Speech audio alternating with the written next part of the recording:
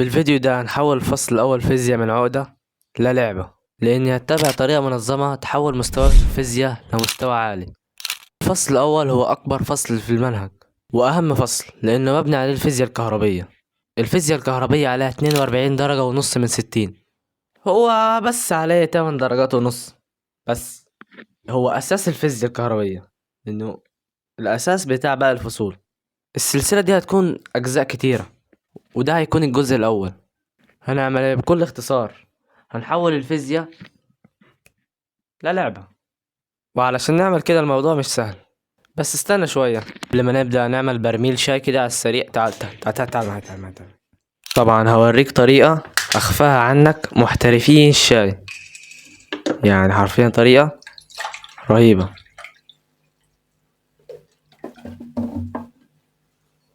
هنحط المعيار بتاع الكوباية، لا سنة صغيرة، هو كده عشان الحنكة بالظبط. طبعا مرفوض انك تحط النعناع على البراد، مرفوض، ممنوع، هذه قفزة مهمة وممنوع انك ماشي. طبعا في ناس تقول لك حط الشاي بعد لما تسخن المية وحط الشاي. بصراحة جربت الطريقة دي، بيطلع الشاي اسمه ايه ده، بيطلع الشاي آه، بيطلع الشاي خفيف. فبص انت هتحط معلقة وسن، ايوه الحنكة، اهم حاجة الحنكة لازم تبقى محنك. تمام كده، بس على قد ما احط الشاي على النار واصب والشاي يكون جاهز. عاوز اقول لكم قصتي مع الفيزياء. بدأت السنة مع مستر محمد عبد المعبود. لحظة، شكلها قصة قوية.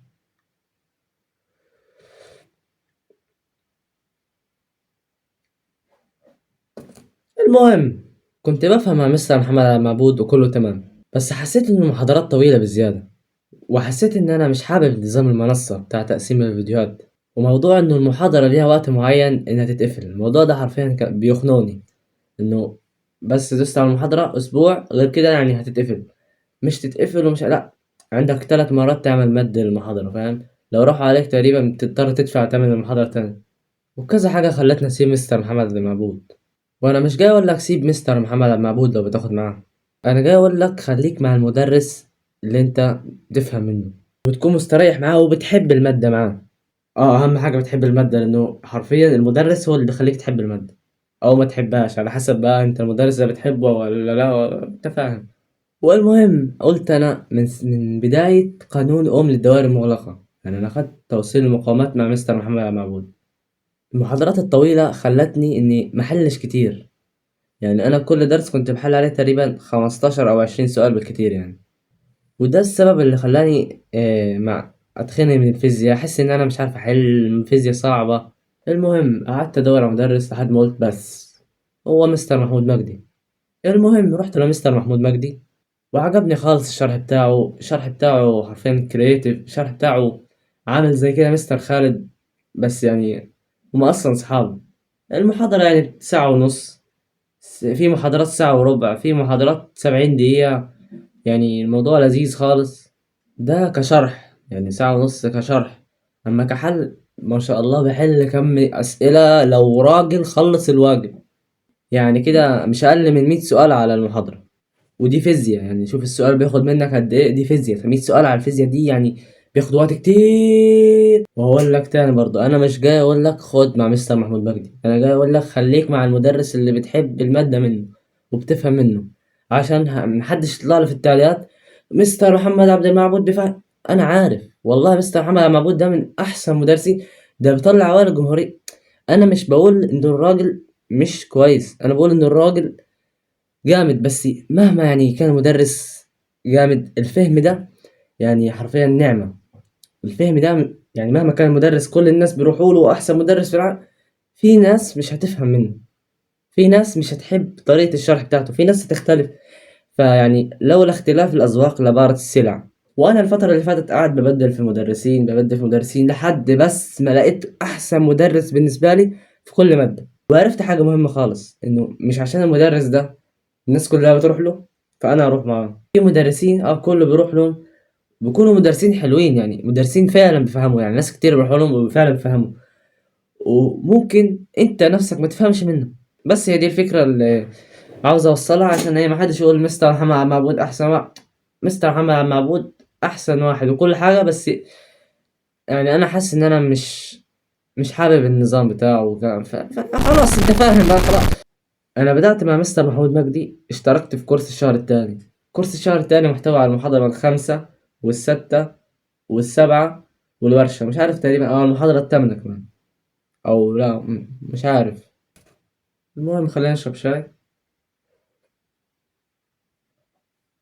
كمان مية. فانا رحت سمعت اول محاضرة في كورس الشهر التاني، اللي هي اول محاضرة اسمعها مع مستر محمود مجدي في حياتي. ما عمريش اخدت معاه ولا في اولى ولا في تانية، يعني اول مرة في حياتي اسمع محاضرة، ولا حتى على اليوتيوب، اول مرة في حياتي اسمع محاضرة مع مستر محمود مجدي. عجبني الشرح حرفيا عجبني خالص خالص، وحسيت ان انا فاهم ومبسوط وحبيت الفيزياء. يعني انا مش فاهم بس، يعني مش على قد الفهم، لا فاهم وحابب المادة وطالع مبسوط. وانا رحت احل، بادئ طبعا من الاسئلة الضعيفة لحد الليفل العالي. فانا لما اوصل للليفل العالي اكون عديت على الافكار البسيطة والافكار المتوسطة، فتفكيري بدأ يعلى، ودي حاجة اغلب المدرسين بيعملوها. المهم عجبني الموضوع، قلت هخلي 3 أو 4 ساعات في اليوم للفيزياء. هو كده أنا مجنون. في خلال أقل من أسبوع خلصت المحاضرة الخامسة وخلصت المحاضرة الستة يعني بمعظم الواجب بتاعهم، لأنه الواجب كبير جدا، كتير كتير كتير كتير كتير كبير. ودلوقتي المفروض أدخل في المحاضرة السابعة، اللي هي آخر محاضرة نزلها مستر محمود. فكده بقى مش مراكم فيزياء. وانا بصراحة بسمع اصحابي بيصيحوا من قانون اوم للدائرة المغلقة، توصيل المقاومة. يا جماعة انا حاسس ان الموضوع مش صعب للدرجة دي. اي نعم في افكار، بس من الصياح انا حاسس انه حاجة ما بتتحلش بالعكس ده الموضوع ممتع خالص ولذيذ ويعني زي العسل. ببقى قاعد كده قدامي دايرة كهربية حرفيا، شاي كده، واخد القلم زي كده وحطه هنا، بكيف على الدايرة، يعني حرفيا بمسك الدايرة كده بلعب. هي دي الفكرة. فبقت الفيزياء حرفيا من أمتع المواد بالنسبة لي وأكتر المواد اللي أنا بحبها. صرت كل يوم لازم أذاكر فيزياء. المهم أنا طولت وأنا بحكي لكم قصة. السلسلة دي أنا عاوزك تمشي زي كده معايا، وبإذن الله هتطلع فارم الفصل الأول. ويعني نشجع بعض، أنت عارف الكلام ده بقى. بعد ما أخلص المحاضرة السابعة خلاص هيفضل بعد كده كيرشوف، والفصل الأول هيكون done. فأنا عاوز أعوض القصور اللي كان بيحصل لي يعني في أول المحاضرات، لأن أنا ما كنتش بحل كتير. فبس الفيزياء دي كل يوم 3 أو 4 ساعات أنا قاعد كده الفيزياء، أو هبقى أعمل لكم الروتين بتاع اليوم بتاعي. لأن أنا قعدت أجرب روتيني كتير وطريقة نوم وطريقة صحة، كل حاجة جربتها لحد ما وصلت لطريقة حرفيا. يعني أنا بصنع محتوى، كصانع محتوى كيوتيوبر، وبصور وبعمل الحركات دي، وكطالب ثانوية عامة يعني معافر وعاوز يوصل لحلمه المهم بس كده، خلينا ندخل على منصة مستر محمود. أخلص المحاضرة السابعة و ندخل على منصة مستر محمود، منصة مستر محمود مجدي.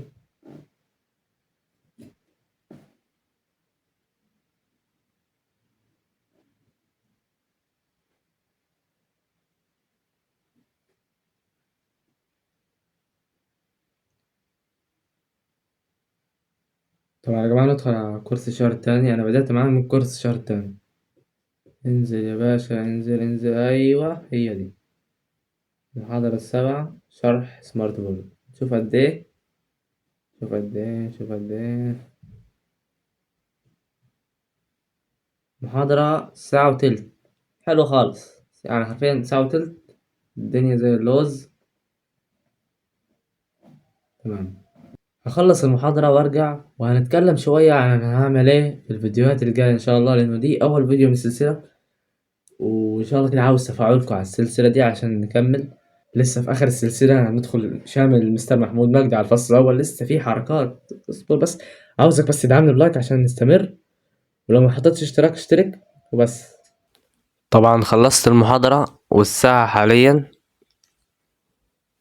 الساعة 8:15، 8:15 بعد الفجر يا جماعة. انا نظام نومي غريب خالص، هبقى انزل على الفيديو.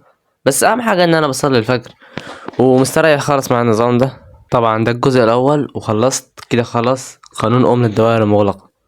الجزء التاني بإذن الله هخلص كيرشوف وهبدأ أراجع، وممكن أحل شامل بتاع كتاب الامتحان وأشوف درجتي، وهعمل تحليل دقيق للشامل.